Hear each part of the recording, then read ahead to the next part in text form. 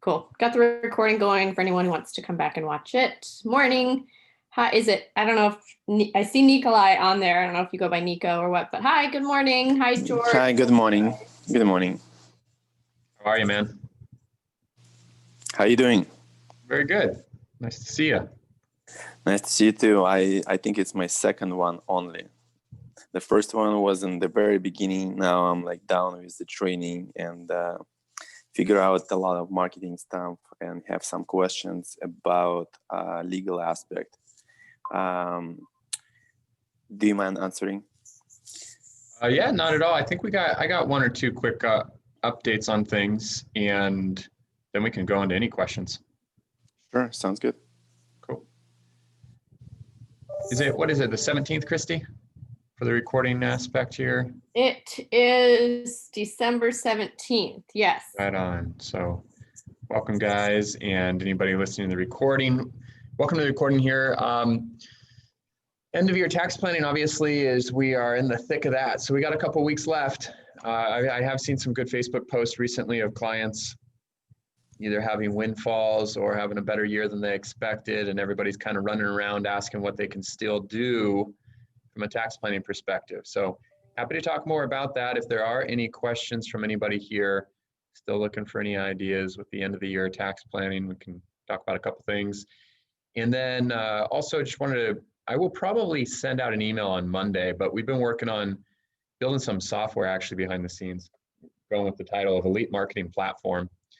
So you should see an email about that coming soon. I'm going to do a kickoff webinar on January 6th, kind of going into a little bit of more detail on what that is and how you guys can kind of plug into that. And we're looking to launch that whole thing by the beginning of February. So working on a lot of copy and content for everyone to plug into, and you can ultimately use some of that marketing either with prospects, clients, on kind of the basic financial planning, investments, budgeting, etc. We've also got a kind of a family office version with more sophisticated concepts and strategies, and then ultimately, obviously, a CPA kind of version you could use to be dripping on COIs. So stay tuned for that. Just want to kind of do a quick plug on that. You'll get an email, I think, on Monday. So those are kind of the quick things I just wanted to set the table with Christy, and I think we already had Nico who said he had a couple, Nicola who said he had a couple questions, and then welcome everybody else who's joining at the top of the hour, and we can certainly go into any questions that you have today as well. So I think with that said, Let's turn it back over. Yeah, thank you so much. I work for Morgan Stanley, and I can't quite figure out how to compliance-wise figure that, like submit all the necessary things on my end to make sure I can receive money from extra revenue from the services we provide. So that's been a little bit complicated, and I was trying to find someone who works like in a similar at Morgan Stanley on big companies, and I found one guy, but I don't think he was able to get approved anything. I don't think he even submitted anything for approval. Have you submitted anything yet? I have not. Not. That's probably good. So yeah, do you want me to just kind of talk through a couple thoughts that come to mind? Sure. There? Yes. So, and really I will have another question after that. Yep, cool. Well, we can go into these. So the question, if those of you just joining us, was and do you prefer Nicola or Nico or? Nico is fine. Nico? Okay. So he's at Morgan Stanley, and he's kind of asking, how do I submit some of the relationships with specialists so I can get referral fees above and beyond what I'm doing on the wealth management or on the insurance side? And it's a really good question. Obviously, it comes up a lot. There's no one answer.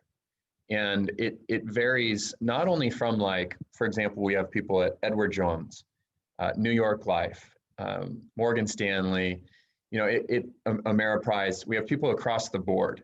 And not only does it vary between each organization, what they're going to allow or not allow, it also varies in some of those organizations depending on where you're located and who the individual is responsible for within that jurisdiction of the compliance. So I've seen people at like LPL in New York get approved and LPL in Texas get declined. for receiving referral fees. So there's a couple suggestions like I have on how to approach it. I'll say first and foremost, though, probably overall, I would think about it not as a necessity to make this model worthwhile, but as kind of icing on the cake. And I say that for two reasons. One, even if you're not getting paid, if you can really have more of that comprehensive, proactive, holistic discussion with prospects and with clients, automatically it's going to start changing the way that they're thinking about their relationship with you. It kind of creates a true unique value proposition. Even if you can't get paid on it, you'll see the relationships get better. As a result, you win more business. I just had this conversation yesterday with a guy. His RIA didn't approve some of the referral fees on a strategy he was working with, but he ended up winning a $5.1 million kind of windfall of the managing assets as a result of it. So at the end of the day, the story turned out great for him, even though he didn't get like a $9,000 referral fee. So it's certainly not the end of the day. I look at it personally like kind of it's a nice revenue flow, but what you will find is that 80-90% of the revenue already is going to come from the assets under management or the life insurance, like whatever is within your true wheelhouse. The referrals just kind of add a nice reoccurring revenue stream. Understood. That's what I thought. Can I interrupt you for a second? But I think it's more important for me how CPA can benefit from it. Yeah, I'm okay without. I'm okay with not getting referral fees because I know at the end I'm gonna get that check or money to manage, and I'll be happy. But how I convince CPA that they can get extra income from referring services or working as a team? Yeah. That's more important. One of the great ironies that I feel like I've been banging my head against for the last, 7 or 8 years is like the CPAs are in a way much less regulated than we are. They can receive the referral fees. Depending on the state, there might be a disclosure they have to share with a client, but it's really pretty minimal compared to what a lot of us that have multiple licenses have to face. So I think you're going in the right direction. I would always apply to see if you can get the referral fee, and they're going to ask about what specialists and what the relationship is. They're going to have some questions for you. It's worth going through that process because, again, I've seen people get applied or approved at a number of big firms where I was like, oh, that's interesting. And I've seen people get declined by like boutique RIAs. So there's no way to really predict whether or not you'll specifically get approved. So definitely apply. But then above and beyond that, it really creates this good value proposition to bring to the CPA relationship, because even if you can't get paid, you can then have 100% of the referral fees go to the CPA relationship. And now all of a sudden they're getting paid for more things than they're ever used to before. It's like, you're not charging for your time. You're not getting paid per tax return. You're getting paid for being more proactive and holistic with your clients, like bringing more value to your clients. What's better than that? And if you build a really good relationship with a CPA, what you can do is say, listen, typically I would split this referral fee with you 50-50. Let's say, for example, you have a business owner that's looking at reducing their expenses. And we use a specialist that does cost remediation, which just means they're going in, they're auditing all of the business owner's expenses, and they're helping mitigate those expenses, reduce them, right? So let's say the business owner's expenses are reduced by $50,000 a year, and there's going to be a $7,000 a year referral fee paid. You can say, listen, CPA, take 100% of that. But what I'd like to suggest is out of that check you get, you take 50% of it. And in essence, we put it in an escrow account that we use once every quarter or once every 6 months for some type of client appreciation event. And then obviously you get invited to that client appreciation event. And the two of you now discuss how to kind of introduce you as a group to his or her clients. So now we have the company holiday party paid for by you. And at the holiday company party, not only the employees, but also the clients are coming. And every event like that, you're getting a 5-minute kind of introduction of why the two of you are working together, how together you offer more proactive and holistic value to clients, like why the CPA is excited about plugging into your team. you know, and then that just becomes like a nice ongoing flow of new business. Okay, it makes sense, makes sense. Okay, and I have an additional question. So if in my case, then I don't get referral fees, then would it be necessary for me to sign the contract with CPA or not at all? I think you still should, just as a practice, and like, it's not necessary. It obviously adds one more friction point that kind of you're asking the CPA to go through, right? You're asking them to kind of sign an agreement, even if it's not legally binding. Yeah. But it is putting in writing your expectations of them and then their expectations of you. And so the benefit of doing that, one is it kind of clarifies rather than all being verbal, it clarifies in writing. It does kind of take that relationship a little bit to the next step. And let's fast forward, you know, 3 months. They've agreed to meet with you once every 2 weeks. And in a month and a half goes by and they haven't met with you. You can pull that out and say, listen, I completely understand how swamped you are, how much pressure is on CPAs right now. I just want to take a step back and like look at the expectations we had of this relationship together. Here's what we agreed to. What's changed? You get what I'm saying? So like you can reflect back on that agreement in the future when things aren't going as planned. Okay, but there is no way for us to estimate how much they get the referral fee up front. We wouldn't know until they receive a check, or what would be like step by step, you know, one of their ways to receive money for them. Yeah. So it's like clear for me because when I'm trying to, you know, show them what we're doing, I still not clear how they're getting the money at the end. Yeah, very good question. Let me, actually, Christy, can you pull up the flow chart of the CIQ?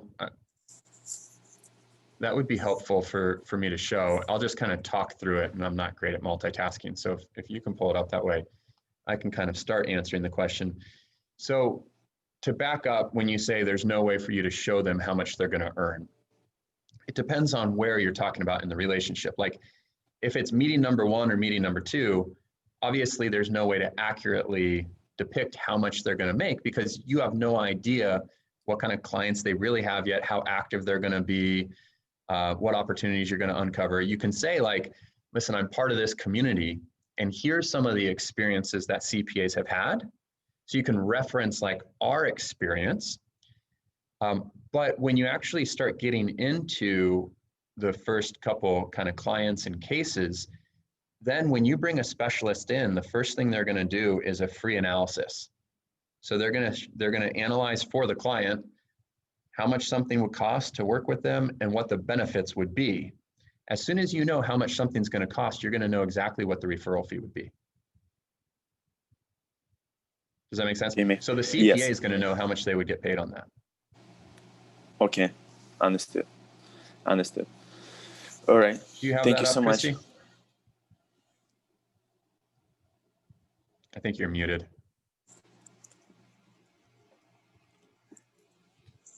Are you looking for the CIQ flow chart? Yeah. Okay. Yeah, I have that up. Let me just share here.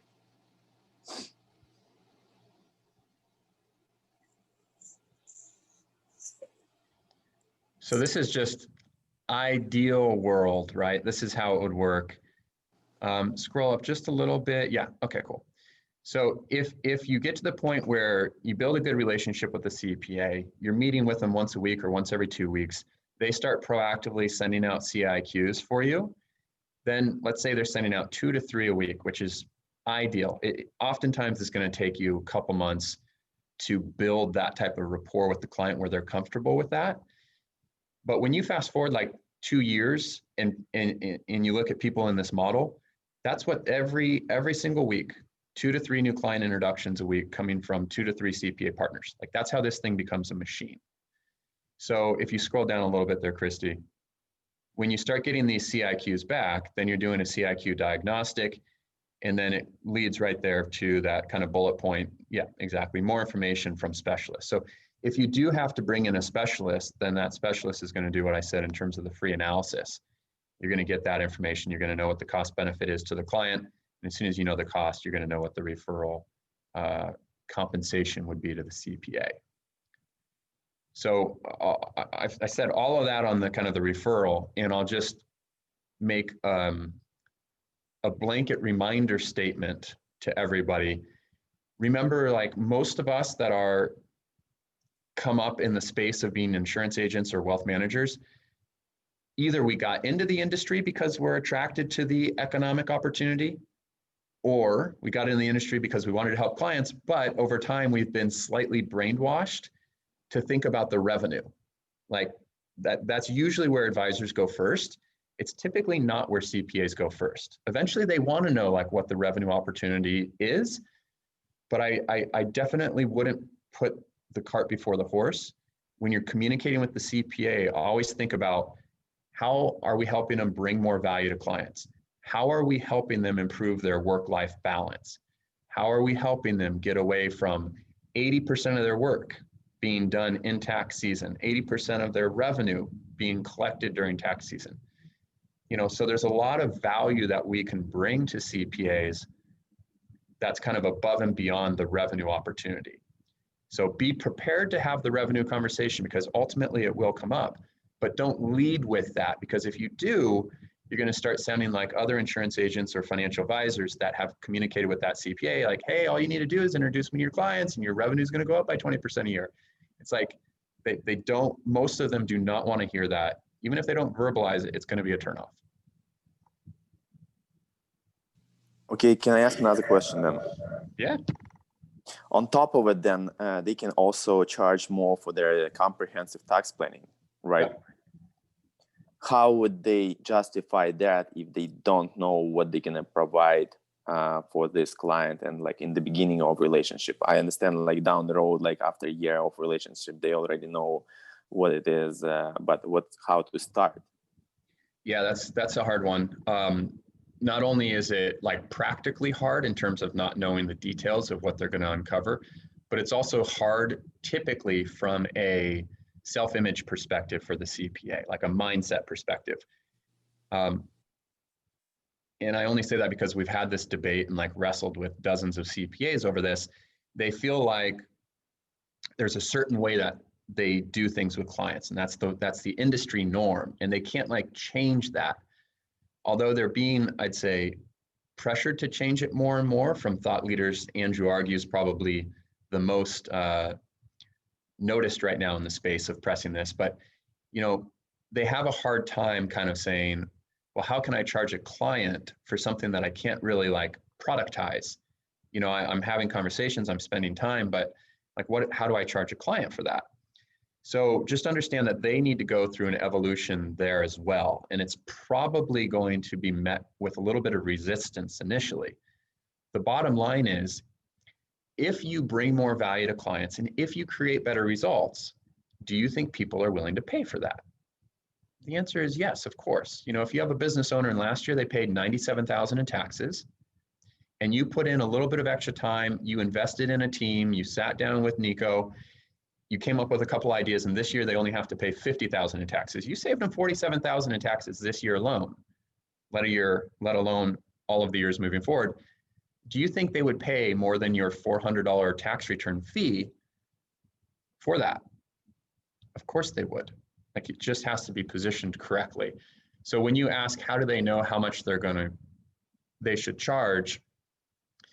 It needs to be part of a bigger conversation about how they're charging their clients and how much value they're bringing.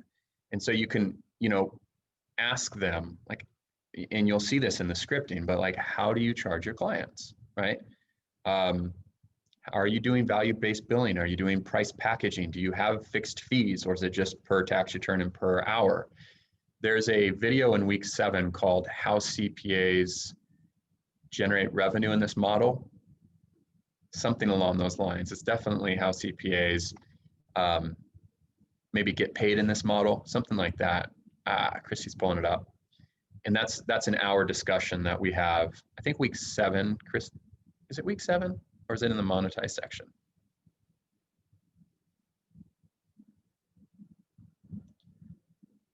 Oh, how CPAs are compensated right there. Yeah, nailed it.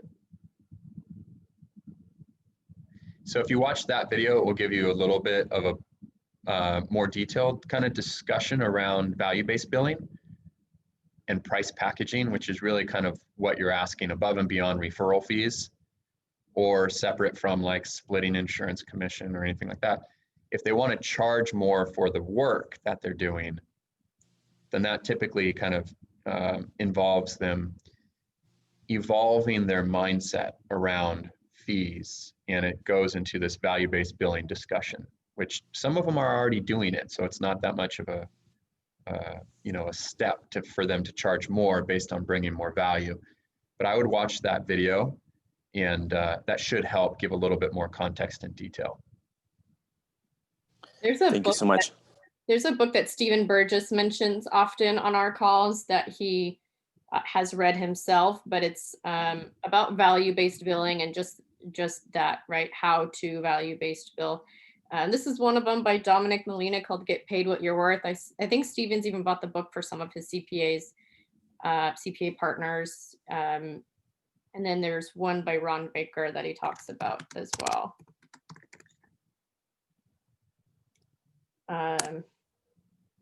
So just implementing value pricing. I think this is the one that Stephen recommends and has given to some of his CPA partners in the past too.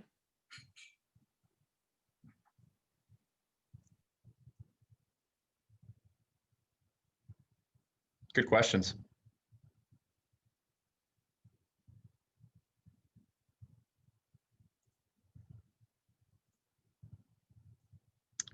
What else do we got this morning? I see a number of people joined since the beginning of the hour. Welcome, everyone. Terry has a question. Terry, did you want to unmute yourself?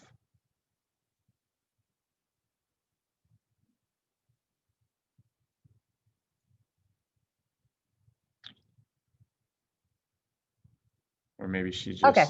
Yeah, there we go. Yes, just joined a week ago, so I'm at the beginning of week 2. Welcome. Nice to see you. Nice to meet you. Thank you. Enjoying the information and very enthused. So going through the client contact and the emails and the clear system of sending out emails and contacting back and forth, it seems like it would need a tracking system. So do you recommend a tracking system, or how have other people kept track of that so that I don't waste time? Yeah. Figuring out where I am. Yeah, good question. So we do have something that I would suggest certainly using. Christy, you know where I'm going with that, with the KPI document? So there's an Excel tracking sheet, and I don't remember off the top of my head, but I think Christy might be able to find it here in the training portal that tracks.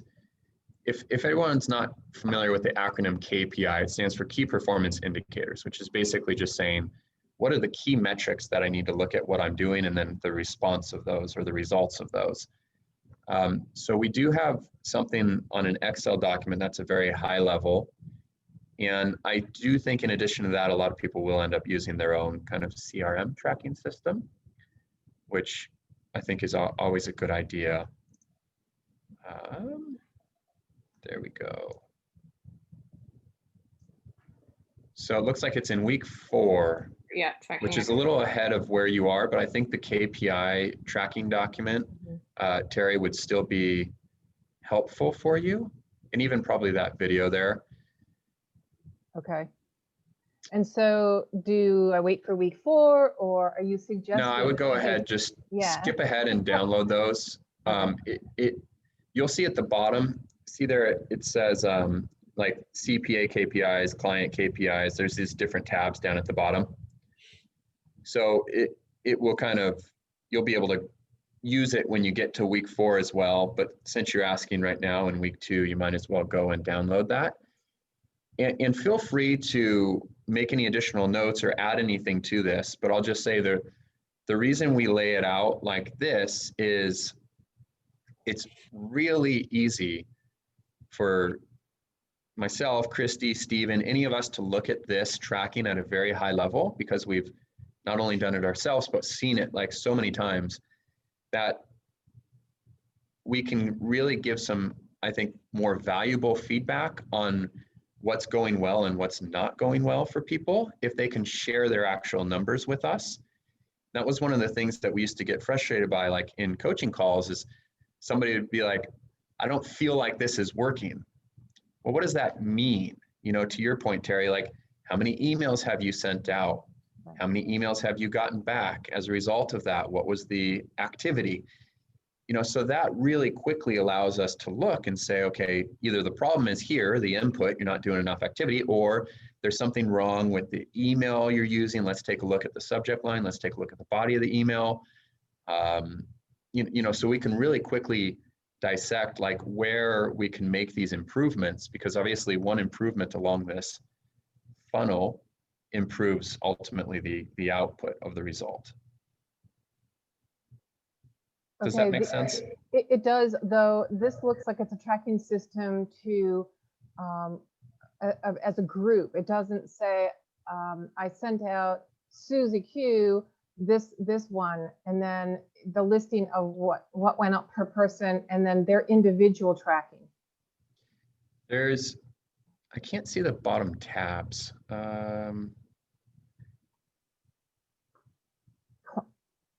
Do you know the one I'm thinking where we have, Christy, it's the example of Justin Munt's KPI activity? Yeah, but I don't even know if we have that in here actually, or if I just use that as an example. We don't have that here. I'm going through all the tabs here. But yeah, Justin Munt, one of our advisors, created that document that listed client name, the CIQ sent, Yeah, when the CIQ came that's what back, I want. when he emailed, Mhm. you know, the I'll CPA. find that. I'll find that. We'll post it in the Facebook group, and I'll tag you in that, Terry. Okay. And what you'll see is like these were actually the real numbers of one of the advisors we've been working with for a couple of years now. But early on, he was attending a call like this, and he was like, yeah, I don't know, I think it's going okay. Like, I'm not really sure like where I should be at this point. And I was like, well, are you tracking your KPIs? And he said, yeah, you know, sent them over to me.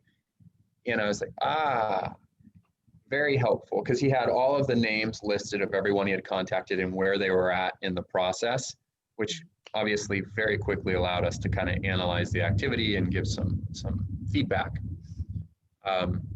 So we'll find it. It might already be in here. I just not thinking about it off the top of my head. If not, we'll post in the Facebook group and tag you in that. All right, that would be more useful for me to help me see what I need to do as well as the analyzing. So thank you. Yeah, and then you can take that activity and kind of pull out the key numbers and then add them to the spreadsheet we just showed you. And so that way you have like the detailed version and the very high level version. And how often would an advisor like myself be taking the time to pull out those numbers? Once a week, once a month? I would say once a week would be like the shortest period of time you'd probably want to do it. Once a month, just depending on the activity. So if somebody is really putting in like a lot of effort right now and they're meeting 2 to 3 new CPAs a week, then we should be looking at it on a weekly basis. Okay, great, thank you.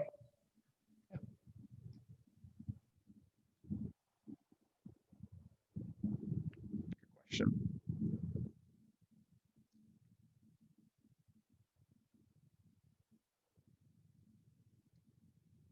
What else is going on? Other questions?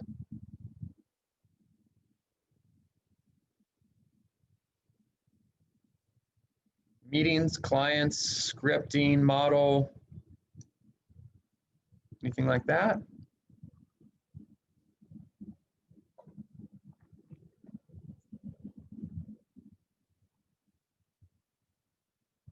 Any challenges or frustrations that people are running into that we can kind of talk through perhaps?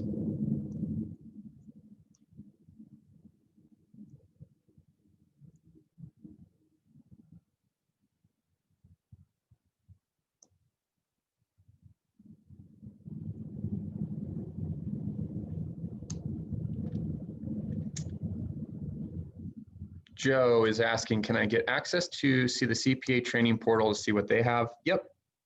Just go ahead and email support@elitert.com. ask for that, and happy to give it to you. The only reason we don't give people access to the CPA portal right out the gate is because it can be just overwhelming. But if you're deep enough into the training where you understand they get their own portal and you want to kind of prepare for the conversation with the client, then we're happy to give it to you. Anson, I have a question. What's up, Eric? How are you? Good. How are you today? Doing well. I like the suit and tie, looking sharp. Thank you, sir. Appreciate that. So I'm just brand new as well, like Terry, and I'm really glad to be here. I'm really excited. One of the things, and I'm just soaking up the training as fast as I can. One of the things that has triggered an old interest in the back of my mind that I didn't know is this idea of writing premiums for whole life policy or whatever kind of a policy of 300,000, 600,000, that sort of thing. That's something that I'd always it fascinated me, and I just didn't like, oh, how do these people do that? That is madness. I'd love to do it, but I put it to bed for 15 years because I didn't think I could do it. So it sounds like that's maybe regular here through this training. How is it done? Like what are those types of cases where people are writing those? Awesome. That's a good question. I like it. And it also kind of touches on the mindset, which obviously, like you and Terry mentioned, you're at the beginning of the training here. And so, in that week number 1, I like to dive into that a little bit. So where are you now? Like, what's your business look like, and client mix, and large firm, your own firm? What does that look like?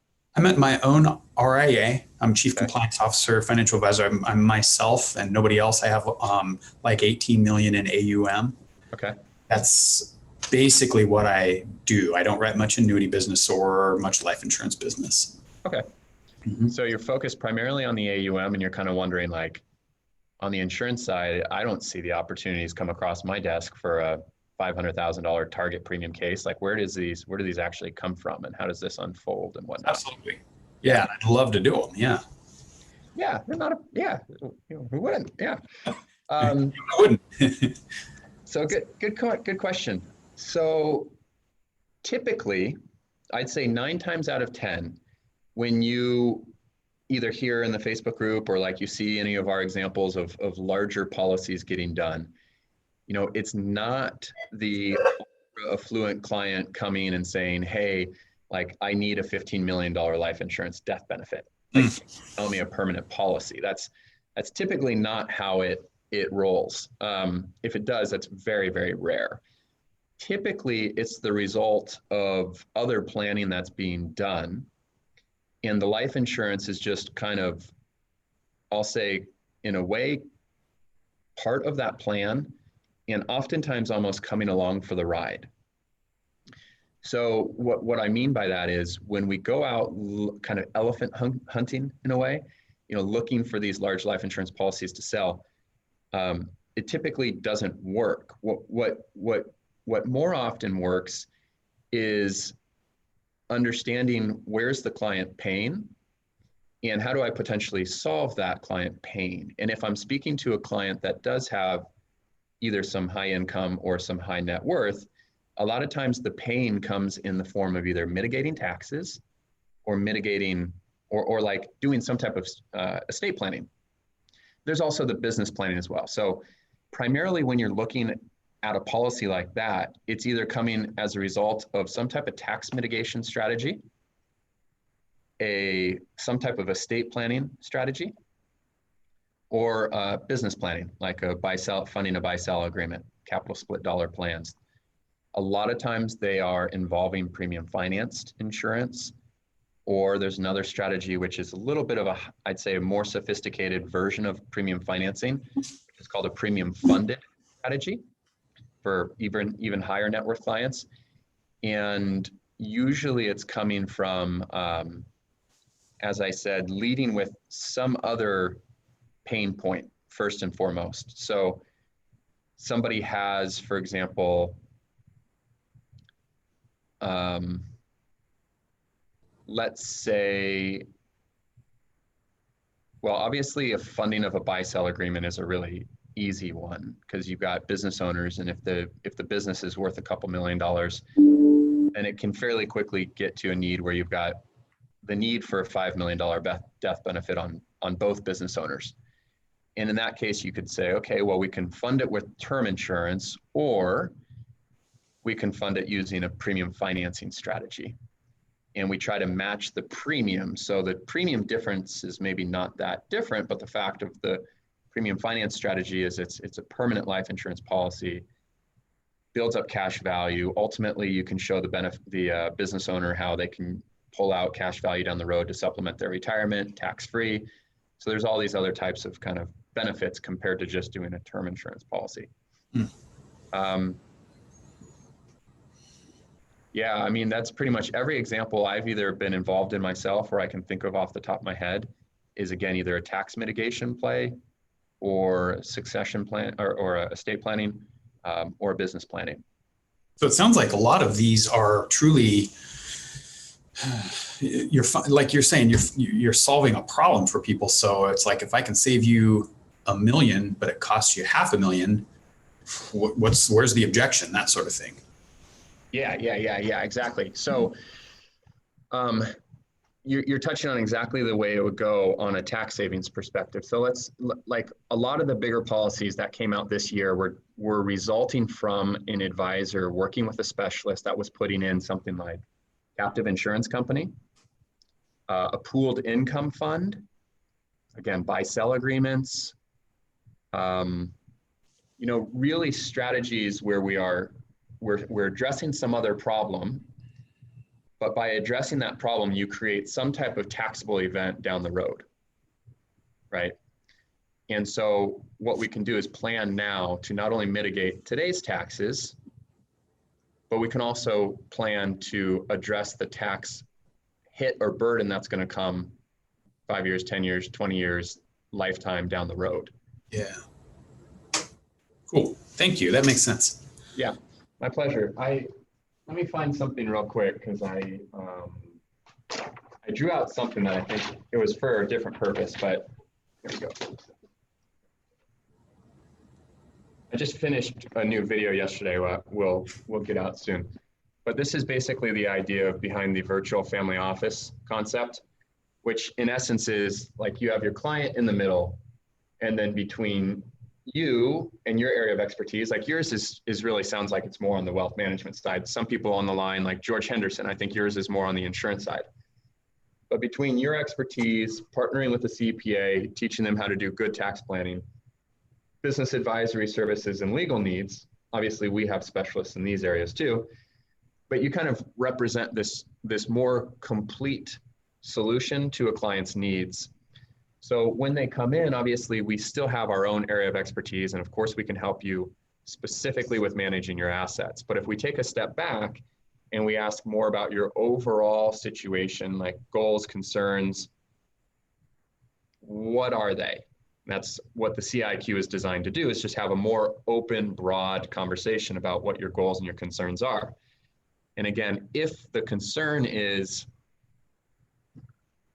my business doubled this year and I'm looking at paying $270,000 in taxes and my CPA is not coming up with any good ideas, and we can do some type of tax planning.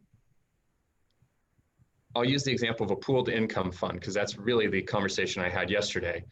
As a result of one of the advisors, Christy, this is Sterling, you probably know this story. He was working with Randy Fox, who spoke at the Elite Growth Academy. Sterling ended up getting I think it was just over 5 million of assets that he's now managing. Plus, in addition to that, this pooled income fund has a future tax liability that will come out of it. So we helped save the client like 7 figures in taxes now, but we have to plan for the taxable event down the road by utilizing a life insurance policy. And I think that death benefit was like 15 million on that case. And again, all of that came from the client saying, my biggest pain, if you want to know, is like I'm writing a 7-figure check to the US government. That hurts. Excellent. This is starting to answer. I realize it kind of opens a whole can of worms, but the answer is like, it's a little bit more complicated than just obviously finding clients that need a $15 million death benefit. It's involved in other types of. Yeah, no, I would expect a complex answer, because I've always sort of wondered, I've seen other people. So I had a chance to interview the owner, the creator of Stash Tea and Tazo Tea. I don't know if Yeah. Interviewed him for my podcast. Nice. That's not a pitch, sorry, but it's just true. He said to me, I'm like, Tom, how'd you do that? And he goes, you just solved the problem for the client. And it was just like, how could you not do it? Well, that's why this guy made billions of dollars or whatever he made. But I'm like, okay, fine. But how do I do that in my business? Because I haven't done it yet. So that's starting to answer that question for me, which is great. Cool. Yeah. Good question. Thank you. My pleasure. What else is going on?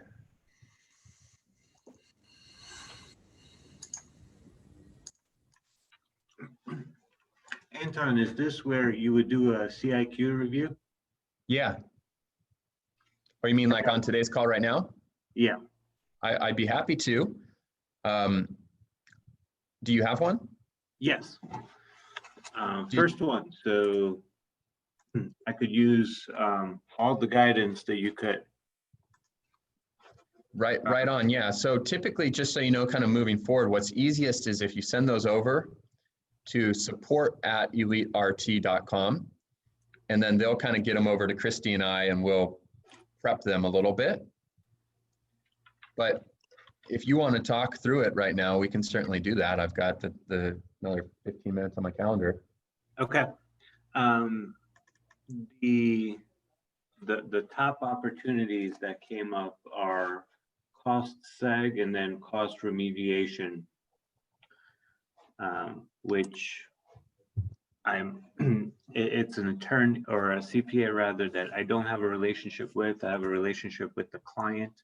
Obviously, I want to talk it through with the CPA first. If it's not a CPA that currently we have enticed to work with us, how would you approach? I mean, both of these seem like pretty advanced strategies, probably for somebody who's maybe more of a tax preparer right now. Good question. So you said it was cost seg and cost remediation? Right. Okay. So let me just kind of say, big picture, what I think would be most helpful for you to do like outside of this call, and that will probably answer a lot of the missing pieces in terms of how you would move forward. And then I can talk about the cost seg and cost remediation briefly too. So ideally, when we get a CIQ back that we're using with a client or a prospect, we take a look at week 3, and you'll see right here, there's this advisor, and Terry and Eric, I apologize if you're not here because I'm going to kind of quickly go through this, but you'll just see really what we've tried to do is almost with anything in the training is create like a repeatable process that things go through. And then that's obviously how you start to have predictable results.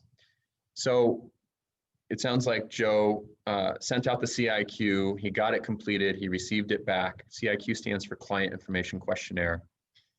And Joe, what I would suggest, first of all, is to go into week 3 if you haven't yet, and just watch this 22-minute video on it's a flow chart. So it will walk you exactly through step by step, kind of what you want to do when you actually receive those back.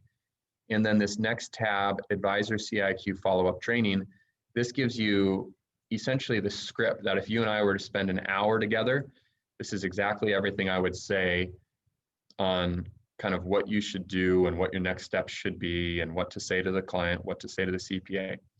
So it goes through how to respond when you get the CIQ back, what you want to look for when you're doing a CIQ review with a client. Those are the 3 things right there. And then in this scenario, you mentioned they have a CPA. So that's kind of the 3rd one. Do they have a CPA you should be introduced to? Here's how to ask for an introduction to that CPA. This is the email template you want to use with that client in order for them to introduce you to the CPA.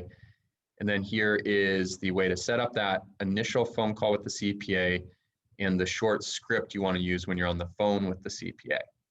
So everything here is kind of laid out for you to go through and do the CIQ follow-up call.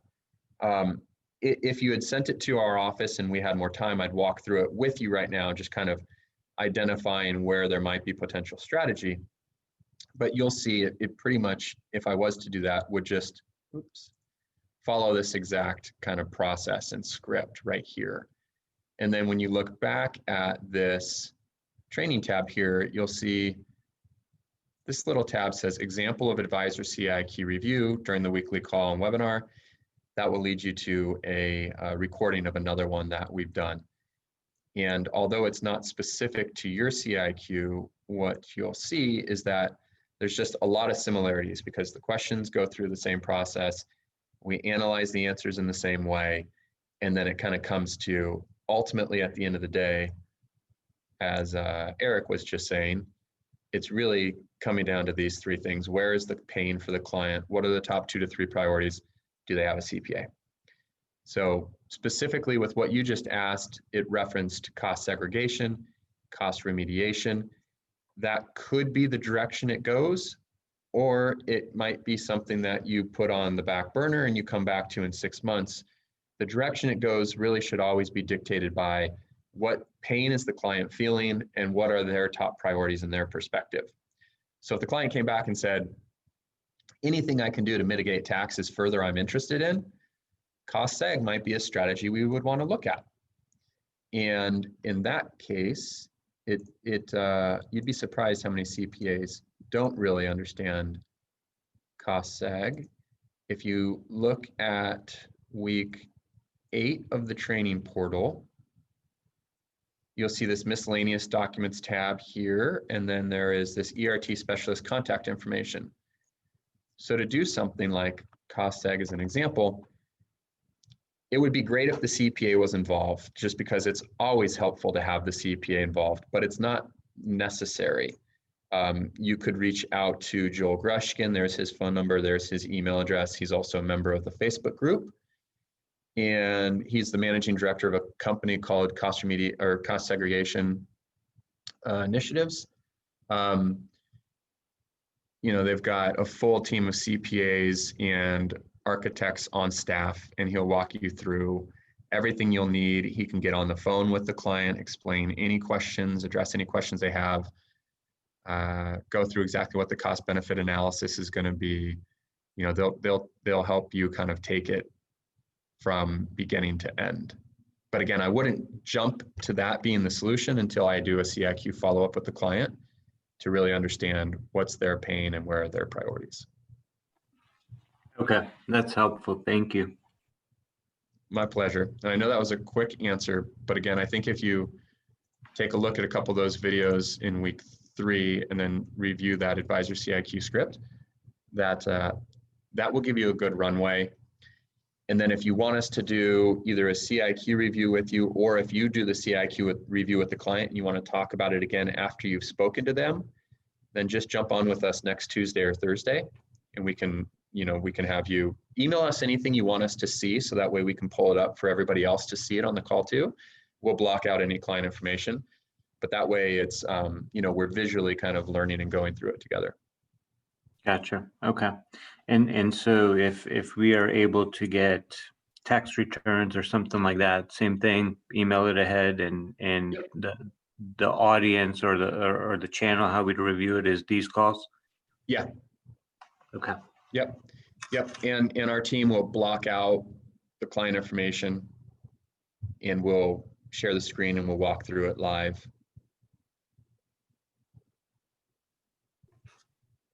Okay, one more. I was on the Facebook group, and there was a gentleman who said they had success with LPL and the approaching the OBA activities, but there's no document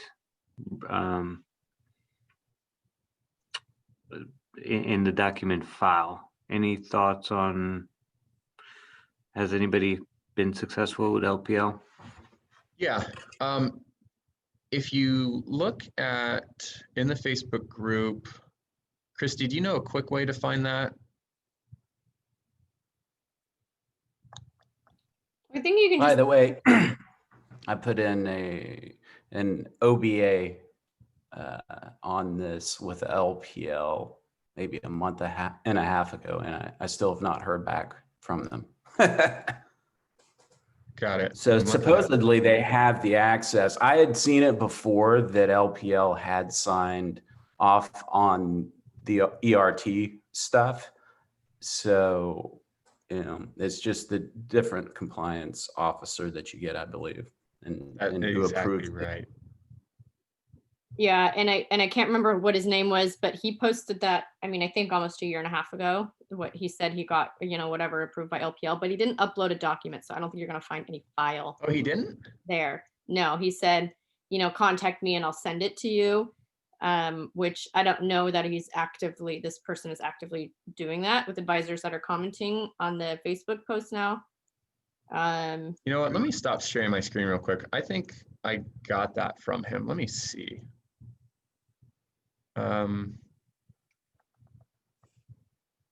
What was his name? I think it was like Ron. I think it was Ron. Yeah. Ronald. I will. Ron Hunter. There you go. Thanks, man. Oh, here it is. I found it. So yeah, again, this is just from one of the advisors in the portal here, or in the training. Example of what he used and what he got approved. So I can. Who asked for that? Was it Joe? Joe. Yeah, I think asked for that. Yeah, Ron had sent this to me back a while ago. So what I can do is, I think we have two things now that have come out of today's call. So I'll go ahead and share that as well. And Joe, I'll tag you in that post in the Facebook group, and I'll share that file. Awesome. Thank you, Anton. My pleasure, man.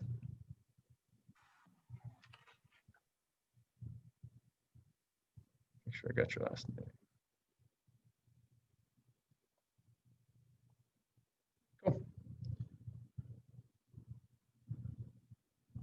Thanks, Kevin, for the chime in comment there too. Any other questions today? Anything else people are working through that I can perhaps be helpful, or you just want to share with the group? I had a maybe a comment, maybe you can comment on it. I had a first call yesterday, and I'm doing all these first calls now, obviously via Zoom, and I went off script because she kept on asking. I know it's bad, right? Try to stick on script, but what is it that you say to them when they go, well, what is it you do? What is it you do? And then, I have a screen sharing program like you do on the Zoom. I can pull up the bubble chart and show the outdated way of how accountants work with clients and the updated way. And so I can use those tools. But you touch on it a little bit in the training, but how is it that you can get them back on track without being rude and just continue to ask questions and continue with the diagnostic script in the first meeting? Where did the relationship come from? Like, was it cold, or was it a warm introduction, or? Yeah, this one was a little colder, but we had connected a long time ago on LinkedIn. Yeah, I mean, obviously the warmer the introduction is, the easier it is, because you have more relational collateral typically to kind of redirect them. If it's colder, they're kind of more skeptical typically, and so they might be a little bit more harsh. But you're asking, in essence, just for everybody else, about meeting number one, where you're sitting down and you're starting the discussion, and you're going through questions about the CPA, their practice, their clients, their vision, and they keep asking you kind of, well, what is this? What are you doing? Why are you asking me that? Is that right? Right. Yep. And so how many times did you use the line, great question? If you can just hold that thought for a second, I have a couple things I want to get through first, and then I'd be happy to circle back to that. I didn't use it on the last one, but I did use it on a call before, and but I guess I didn't say it in the way that you said it, and it didn't. So there's a couple of thoughts. Like, one is, if they're pushing you on more information, and by the way, the only reason we're trying to not go into that discussion early on is because we're trying first and foremost to understand a little bit more about them and their practice. And we don't want to come off like we're just pitching them something, because that's typically what they're used to. Like if you have a sales rep or a vendor that comes by your office, like they're going to sit down and right away they're going to go into like, here's my playbook, here's the unique thing I do, like boom, boom. So we're trying to learn a little bit more about them and their practice, their vision, their challenges. And then what we do is in the script, if you're not familiar with it yet, they basically are giving us everything we need in order to then communicate with them about how we can help them. Whatever the biggest obstacle is, that's what our model helps them address, right? Whatever their vision is, that's what our model and our relationship can help them build.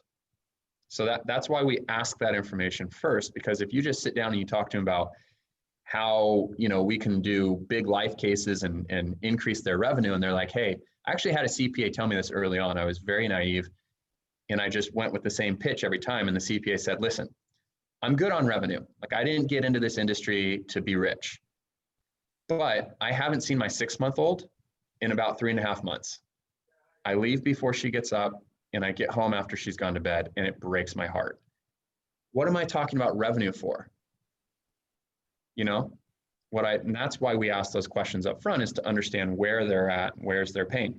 Now, if I said, what's the biggest obstacle? And she says, oh, I'm working so hard. Work-life balance is terrible. I don't know that I can do this for another year or two. It's not about revenue.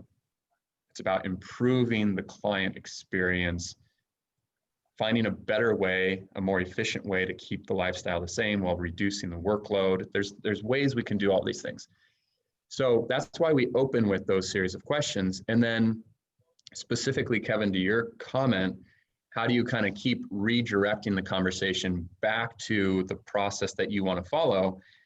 So there's a simple like line that I would just memorize and repeat over and over. And then there's that like objection handling that I would repeat. So the simple line when they say, well, what is it that you do?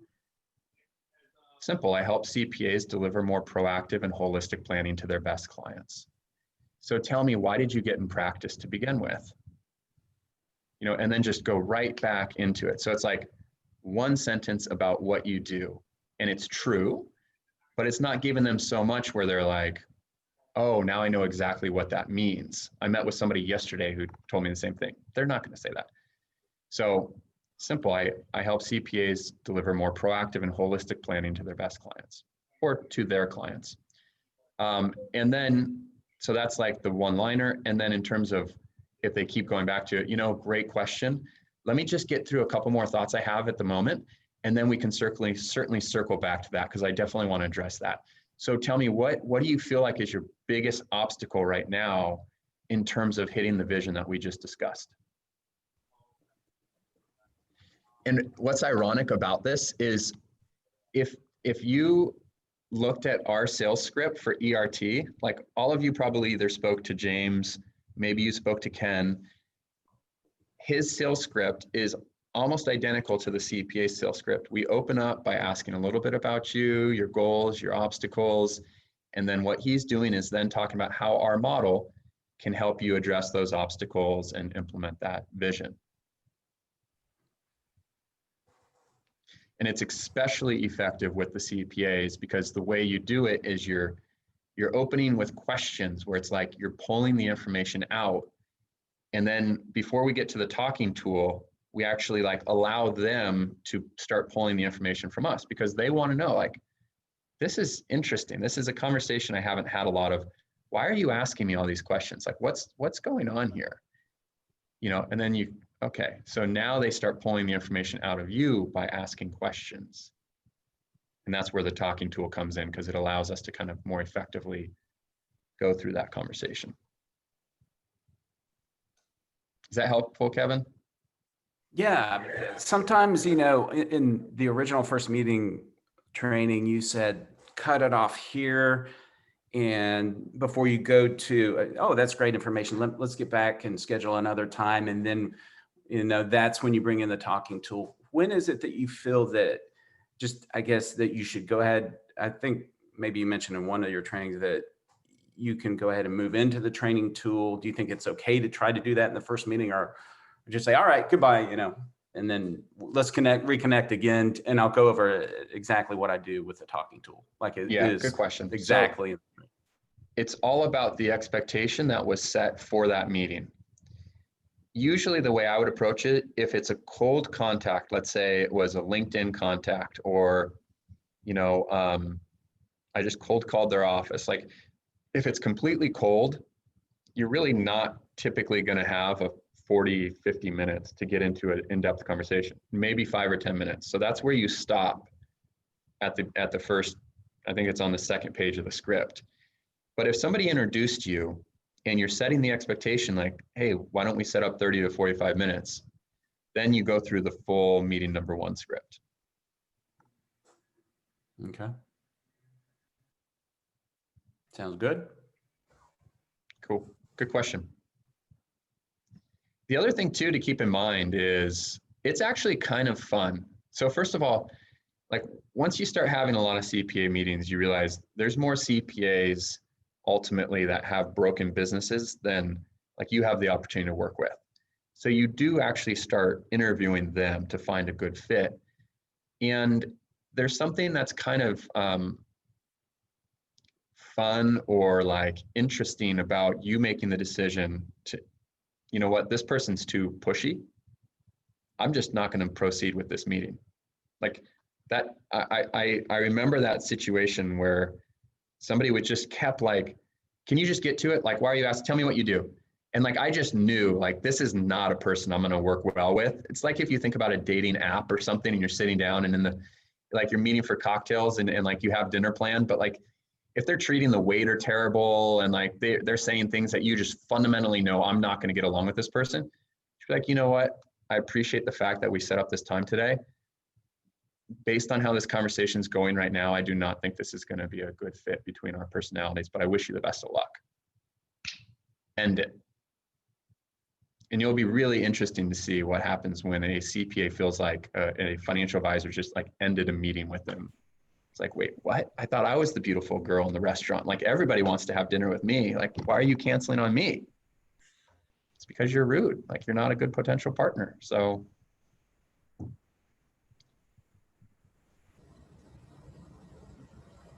That sort of blows.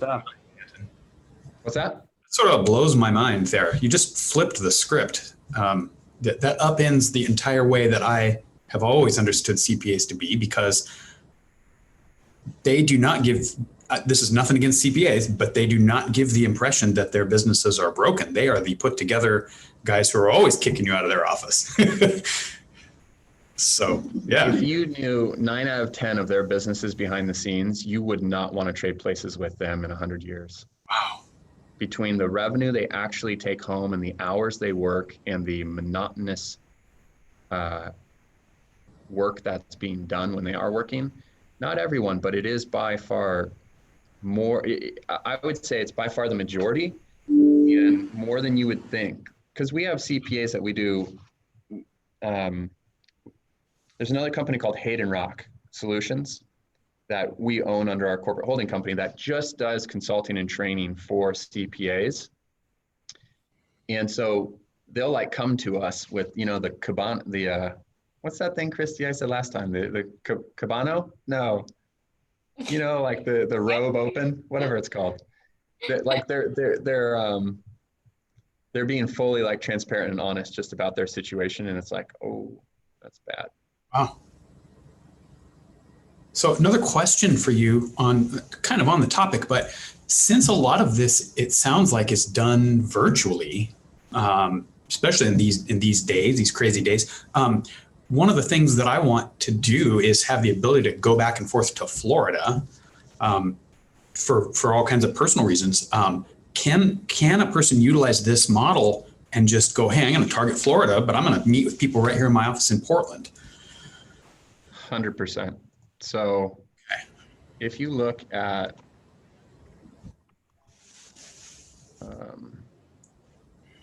our website, we have this little reviews tab, and we should do more of these interviews, but there's a handful here. So there's a couple CPAs on the right-hand side that are interviewed. Mm-hmm. And you'll see like probably half of these relationships, like this one, I think the CPAs in Indiana, the advisors in Florida, you know, the advisors in California, or the CPAs in California, the advisors in New Jersey. Like there's, especially after COVID with 2020, I mean, it's become even less of a restriction, or geography has less of an impact. So yeah, you could do it where you have, you know, a CPA in Florida and you're working with them while you're there, or a lot of advisors and CPAs are just going completely virtual. Wow. Obviously there's some licensing to be aware of, but yeah, definitely possible. Okay. So in that sense, it really breaks open. You can run, I mean, I can already run my business from anywhere in the country with a laptop, but it sounds like really that is a non-restriction anymore. Yeah. Okay. That's encouraging. Yeah. It's funny. So I'm in our San Diego office right now. Christy, when was the last time, like, was it, I just sit around this empty conference table, like all by myself. Once in a while, like Christy will come in, or Michael was in yesterday for a couple hours, but everyone's been working from home since March or something, I think. Every March, probably. I mean, I know we're in Southern California, so we're a little unique, but the bottom line is, like, I don't think our business has really even slowed down a little bit. I'm missing Christy and everyone, but you know, there's really, geography is it's definitely not a limitation like it used to be. Yeah, Stephen Burgess hosts the Tuesday calls with me, and he was just speaking about a new relationship that he's entertaining with a CPA who's in Texas. He already has one CPA there. He got an introduction to another one there. So, and he's in LA. So he's got a couple CPAs in California and a couple in Texas. And I know he's spoken to CPAs in other states as well. So if you want perspective or advice on that, you know, join us for Tuesday's calls as well. Stephen is great with that. Hey, Anton, that flip chart you've got right behind you, I think it tells a pretty powerful story of what you can do for clients. And I thought in one of the marketing videos, you've got an actual slide that looks like that. Hey, we put the client in the center of what we do.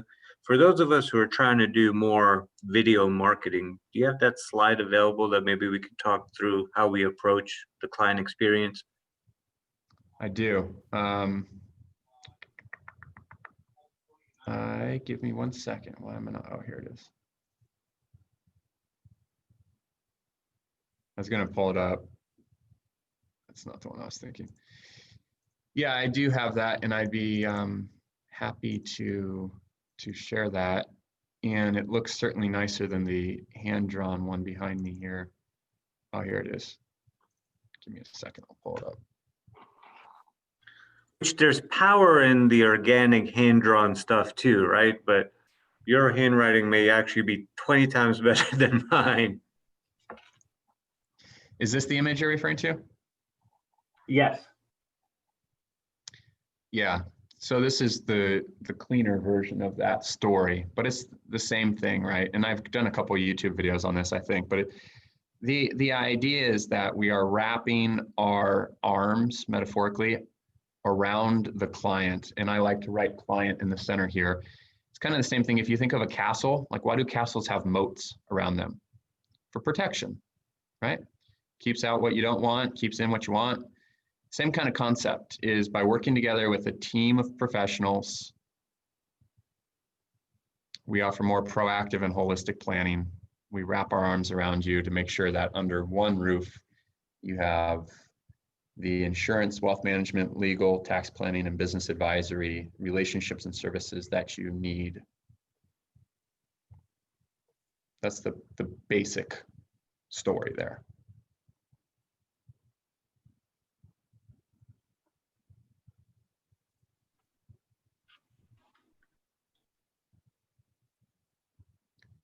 Oh, that's interesting, Eric. Eric is saying, would you say that this is the blue ocean strategy that very few financial advisors are doing?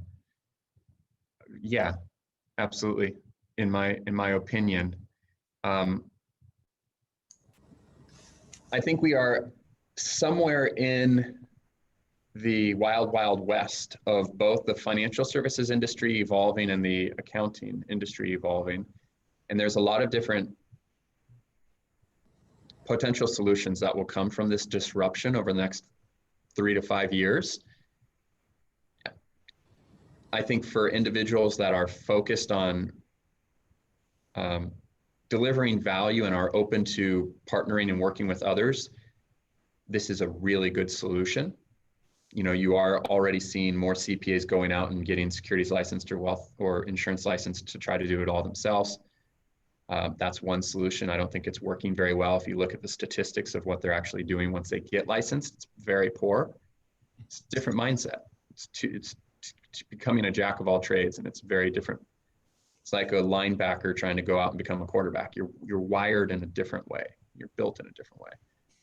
So I think the other thing that's true too is that even advisors that start wanting to develop this model, you know, there's egos and personalities involved.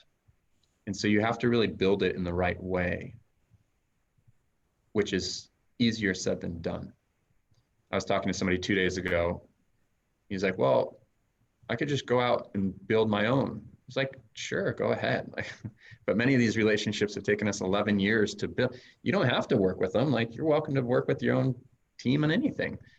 But don't be surprised when you think, oh, just because they're good at what they do, that means they're going to be good at working with you and communicating with you and keep your client's best interests first. And, you know, it can get messy if it's not done right. Yeah. I would say there's a book called Selling to the Affluent by Tom Stanley, and the same guy who wrote The Millionaire Next Door. Oh, okay. So the dude's no slouch, and he does his homework. This is precisely what he says, and I read through a bunch of it. But the main problem that I had was, well, how? That's fine, and I believe the philosophy. How do I put the car in drive? And that's why I bought this service, because it looked to me like you guys have the car in drive and you got a sort of a turnkey setup that utilize that same philosophy. I just wrote down the name of that. I'll get that book and read it next. I'm just reading this one right now. If anybody, this is a really good book too, kind of, Joe, along the lines of what you're describing. It's Dan Sullivan's new book, Who Not How. It's basically focusing on the idea that we've been taught through our academic system and through our licensing process, like, you have to learn how to do things. Like, you are the answer. But actually, that's the wrong solution to the problem. The right solution should be, who knows how to do this? So rather than me trying to go out and become the how for everything, all I really need to do is find out who already knows how to do this, and then who do I need to build the relationship with to get it done. Nice. Yeah, so that's a good one too. Nice. I think it just came out in October. But. All right. Oh, I did see one other question, then I've got to jump. Just 1 second. Yeah, Joe, we can get that chart added to the portal. Phil, I'm an insurance producer. Could you please touch a little bit on what working with other financial advisors, wealth advisors, looks like within the model? Would we need to work with the client's financial planners to update the financial plans? So that's a really good question too. And that kind of gets back to this, like, who, not how. I think you can just as easily implement this story, even if you're only experienced within the insurance side and you're not licensed on the securities. Or somebody like, I think it was Eric, who said, my background's really wealth management. Then you might need to find a specialist, just like you would find somebody to do some of the legal planning, who can come in and do some of the wealth management planning or the insurance planning. So if I was you, I would look in the Facebook community, because there's a lot of, 900 plus people that share at least the concept of what you're trying to do here and have the experience and the licenses to kind of fulfill that role on your team. And then there's a lot of different ways that you guys can either keep that separate. So like, you get all of the insurance, they get all the wealth management fees. If they're allowed to pay you through what's called a solicitor's agreement, depending on the state you're in, they can do that, where you get 10 or 20 basis points of the fees that they're charging. So there's different ways you can structure it, but it's the same exact concept. Who, not how. So good call today. I really enjoyed all the questions. Thank you, everyone. Good seeing the names, good seeing the faces. Welcome to the community, the newer members. And Christy, I think you and I both have a call coming up we should jump for. Yep. So we'll get this recording posted, and I'll chip away at that list. So until next week, have a great weekend, everyone. Talk to you soon. Thanks very much.